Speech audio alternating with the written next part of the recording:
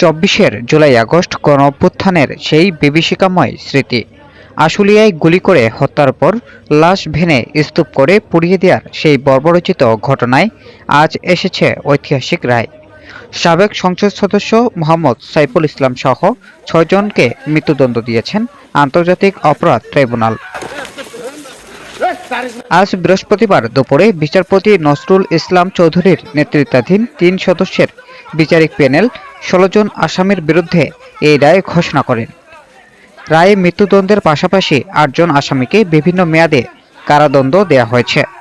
Tribunal 2 থেকে ঘোষিত এটি প্রথম রায়, যা বাংলাদেশের বিচার বিভাগে এক ঐতিহাসিক নজির স্থাপন করল।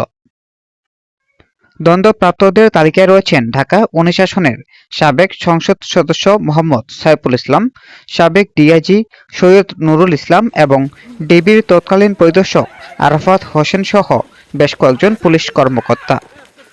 তবে গ্রেফতার হওয়া 8 আসামির মধ্যে এসআই শেখ আফজালুল হক দোষ স্বীকার করে রাজসাক্ষী হিসাবে জবানবন্দি দিয়েছিলেন। মামলার বিবরণ মনে করিয়ে দেয় সেই ভয়াবহ দৃশ্য। পুলিশের গুলিতে শহীদ হওয়া সাজ্জাদ হোসেন সজল, আজ সবুর আর তানজিল মাহমুদ সহ 7 জনের দেহ নির্দয়ভাবে ভেঙে স্তূপ করে পুড়িয়ে দেওয়া হয়েছিল। প্রসিকিউশন এই নিষ্ঠুরতার পক্ষে 313 পৃষ্ঠার তথ্যসূত্র এবং দালিলিক প্রমাণ উপস্থাপন করে।